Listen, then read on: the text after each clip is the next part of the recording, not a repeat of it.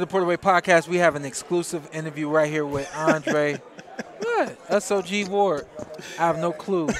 What'd you say? We almost didn't have this. we almost didn't get the exclusive. I always let you do you. I see you doing you with Fox, man. You took my job. You know that, right? What you mean? What I mean? Oh, the units? Yeah, turn him up. Yep.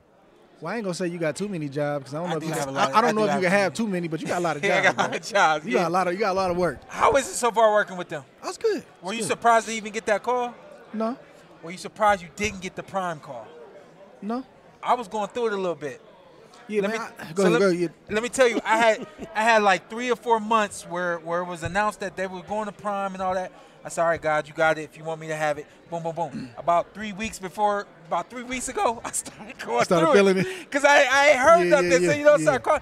And then one day I said, if it ain't me, it's got to be Ward. Mm-hmm. I said, Tim already. I said, well, there's nobody else. If it ain't me, it's got to be Ward. Yeah. And you didn't expect the call at all? I'm like you, bro. I'm busy, bro. I got a lot going on. Yeah. And if a deal doesn't work or if you don't get a call, I don't really be tripping on it like that because it's really not mine. You know what I'm saying? Just like you just said. So I'm pretty much in that mind frame. Yeah. Have you looked at anything as a broadcaster? Have you looked at anything? I would love to have that job. I would love to have that space. Not at the moment. Yeah. But I'm working on a few things. Okay. Yeah, I'm working on a few things. But not at the moment. It's not that type of job where it's tough, man, because like I love being around a sport. I feel like I'm always have my hand in boxing in some kind of way. And a lot of my work is offline. You know what I mean, with the athletes and stuff like that. But I like there's also a part of me that I don't always love this environment. Yeah. You know what I'm saying? So I'm not like necessarily raising my hand trying to get in the environment as much as possible. It's cool. I know how to navigate, but you know, it's a love-hate thing sometimes. Mm-hmm. So yeah. Go ahead. And when people ask me about when I'm talking about you, and they're like, you know, everybody don't know boxing. Some people don't know who Shawn is sometimes. Mm-hmm. But I'm like, Andre Ward, you need to watch him. If you want to explain Andre Ward comparison, Barry Sanders. Obviously, you left in your own time. Hold on. Y'all both. That's me. Hold on. No. You I almost said something. I almost compared you to somebody else. That almost got crazy. He watched Payton. No, hell no. Barry Sanders. He watched Payton. You didn't have. He had stuff left. Barry had stuff left. I had stuff left. Not like that. I still got stuff. He still got stuff. Hey, Jontel. Barry Sanders. Award, right? Thank you. I got to tell a story. Listen, I got to tell a story. I fell in love with football. You like Mike Allstott. No, listen. I fell in love with football right around 1996. 1996, 1997, right when Barry retired. Okay. So when Barry, listen, this is a true story. When Barry retired, I didn't understand it. And he had just did 2000 that year, and I was like, he was my favorite everything. I literally would watch Barry Sanders games before I would go play my own games. The same way we watch boxing, right? So when I didn't understand why he retired, and it was explained to my dad, sometimes people they do what they want to do and then they're done. Literally at that age, I said I'm gonna do what I'm gonna do, and then I'm done. Nobody expected me to retire after I fought Terrence Crawford. Nope. My thing, I held on to that. I said that's how you do it. You do what you want to do, and when you're done with it, you say peace out. And if nobody like it, they don't like it. I'm gonna put you in a headbutt. No, I got one for you. I'm thinking of one. OJ Simpson. No, I can't do it because of the BS after. I almost called you that though. I ain't gonna lie. Let me say this about him though. Like, it's crazy being on. Emmitt Smith. No, we got him. We're thinking of one for you. You can't take he said he locked me in already. But it's that story didn't move you. It's different being a retiree. Yeah. But like when somebody retires, like you do feel like the rug is pulled out from under you. Yeah. So that's how I felt when you retired, bro. Okay, because I was like, I don't know the difference between the retiree. Listen. I feel what everybody's saying now. And they're like, bruh, like I'm happy for you, but like you owe us something. Like why? like we needed more. Like when you did that, I'm like, nah, Shawn, like no, like why now? Like you did at the press conference. I'm like, was that the plan? Like I'm thinking about all this stuff. Yeah. I'm sending it to certain people. Like, bro, you see Shawn this? So I get it on the receiving end now. Like when you did what you did, I'm like, bro, man. Is there anybody after you retired just looked at you and said you coming back? Oh yeah. No. Like Coach Kevin Cunningham, I saw him out here at MGM sometime. He said he looked at me, he said, "You coming back?" Yeah, I get that. With this conviction, like I'm. Yeah, no, you gon' come back. I've gotten that, man, the majority of my retirement, bro. Yeah, you still getting it? Yeah, like, come on, bro. Like, what's the plan? I'm like, it ain't no plan. Like, you seeing the plan? Nah, bro, come on, you doing a Mayweather? Like you. I'm like, bro, we going on 6.5. Like, we getting up there. Yeah. It's just hard for people to accept it. Yeah. It's hard. You know, I was talking to Andre before we started on air. Both of you guys retarded. I said, wait, what did you say? Retired earlier than we all felt like. Being him personally, I was like, yeah, I'm ready for my boy to get out the sport because it's so dangerous. Yeah. You know, when your loved ones, I'm pretty sure your family, your wife, they wanted you to get out. Yeah. Did you guys realize at a certain point in your career, this is a moment? What am I going to do after this? Because I see some boxers, they're like, they act like they got the most money in the world, like we create money. It's never going to end. It's never going to end. And then it's like, it's not the same no more. Did you guys hit a point in your career and you're like, this is going to end one day? No, you go. I mean, I was pretty much in my mind from the start, believe it or not. Young kid. I was always interested in, certain fighters. Roy was one of them. But then somehow my mind shifted to the business side. And I say this in my documentary and in a book I told Var, I was like, man, why these fighters be doing this? Like, they come from nothing, they get something, and then they end with nothing. He was like, baby, it's always been like that, but you're going to be different. So I was always kind of studying the game before I even knew what business was. And I would study guys. Like, I studied Jim Brown, retiring on the set of Dirty Dozen. I got one. He's in his army fatigue because he did movies on the off season, on the set of Dirty Dozens, the movie, and he going back and forth with the owner of the Cleveland Browns. They didn't give him what he wanted. He walked away and never came back. I studied that. I read that. My pastor, Napoleon Kaufman, 6 years in the league for the Raiders, and all of a sudden he give him the deuces and go into ministry. I'm like, I want that. George Foreman. I know he had 2 careers, but he walked away. Foreman Grill, whole different career. I said, I want that. So the more I kept fighting, the more I wanted that. It's almost like I wanted that more than a championship. Now, when you get it, it's a lot lonelier than you anticipated. Yeah, man. It's a lot harder than what you expected.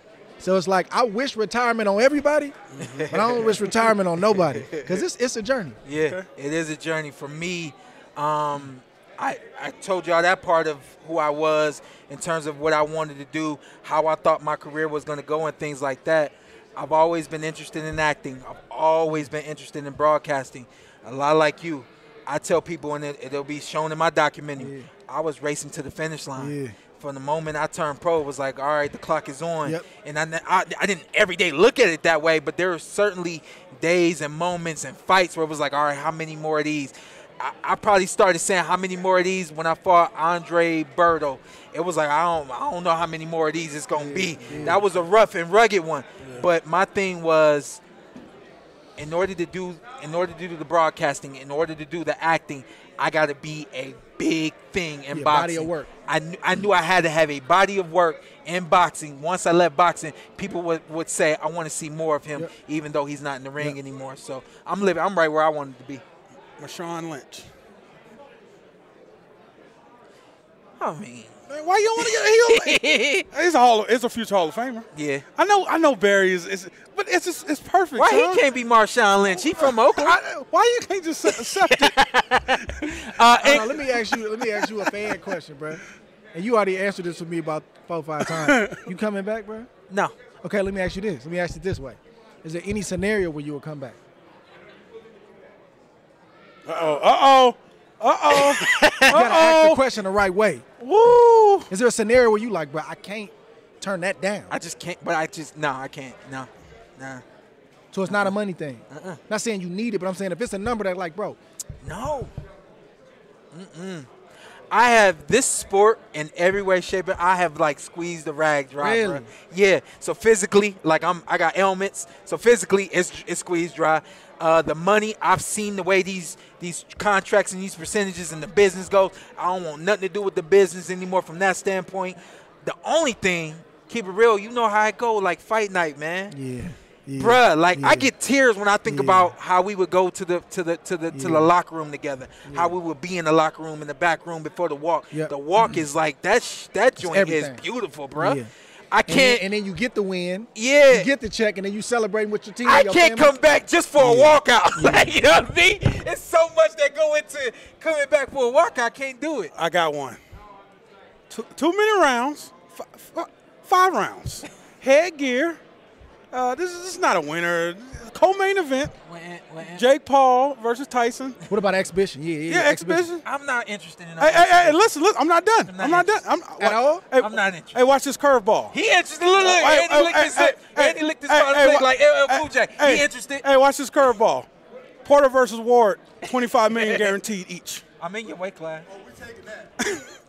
Hey, look, they both coming back. Somebody just said we taking it. Oh, we gonna do that. Like we need to. We'll have a business dinner. We get our families together. Me and you finna go in the office, bro. We gotta work this out. Yeah. We gotta figure this out, bro. Yeah. We can't let that go. I don't know, man. Listen. No. We making that. I want to get you out of here. Shout out anything that you're working on that you can, divulge. Right now, man, it's the book. The documentary is out on Paramount/Showtime. Can we let's just real quick? Let's touch on the doc. Did the doc do? Have you seen a response? Has it hit a success that your expectation? Yeah. You know what I mean? I believe it has. Good. It's been more than what I expected in terms of just.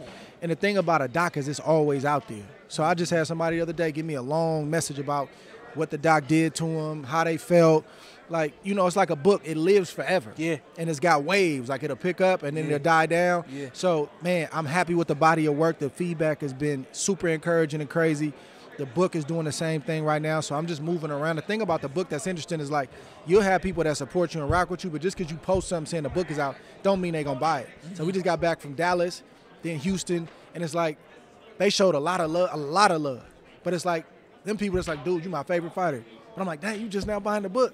It's just like that. Yeah. Like, so you got to get out and work the book and get out and reach out and touch the people, man. And so it's having great impact, man. And God willing, bro, that's not going to be my last book. And, I grew up based in Vegas. They don't got the greatest school district and stuff like that. So did you do an audio book? Audio, yeah, I did it. All right, boom, I buy it. Right, I did it. It's on there. Yeah. Last my voice, and then my wife's part, she came in and did her part. Okay, I'm like, I can't do your part. You got to get in the studio and do it. She did that. That's clean. That's clean. Listen, lastly, you did Creed a couple years ago, and I know we had a one-on-one. You said, man, I loved it. Is acting, any more acting in your future? Yeah. I'm not just going to do anything, but acting like the art itself and the process. Yeah. Absolutely. Yeah. Bro, I'm still getting Creed 1 and Creed 2 checks. You walked in there strong, too. The residuals is crazy. Yeah. This the right one? That's great. Yeah, that's it. All right. That's great. Yeah, I need some of that. That's great. See, that's the same thing. If I didn't come on the PorterWay I wouldn't have bought podcast, that. book wouldn't have got sold today. Yeah. Man, thank you, bro. Man, come on. I'm here to extend my blessings to others. Hey, y'all know y'all can have me anytime, man. I appreciate y'all. Not known Barry Sanders, you know what I mean? That hurt. Shawn, You got to talk to your boy about that I one. apologize, okay? I just think that Emmitt Smith make a whole lot of sense. Emmitt didn't have nothing left. He still has stuff left. All right, that's fine. I'm Listen, going to let y'all do that. Anything else in closing, big dog? Man, I'm just happy to be here, man. Yes, sir. On the PorterWay Podcast, man. You doing your thing, brother. Thank you. Consistency, you doing it. And one more. Thank you. Yes, sir. One more time for the doc. Tell them where to find the doc and tell them where to find the book. Yeah, the book can be found anywhere, man. It's at any Target store across the country, Barnes & Noble, Amazon, Killing the Image, the Andre Ward story. Please pick it up. It's not just about selling books, even though we want to sell books. It's a lot in there. And it's not just telling you my story. The purpose and the goal was to leave a blueprint and a path for people to take some of them things, overcome, be inspired, then also have something to take away that they can use for their lives. So, man, just trying to show more versatility, bro. Diversification like you doing. Yes, sir. And let people know that we're more than just fighters. Come on now. This is the PorterWay. I get a picture right here. Yes, sir. Ladies and gentlemen, from the Microsoft Theater here in downtown Los Angeles, brought to you by Shawn Porter Promotions.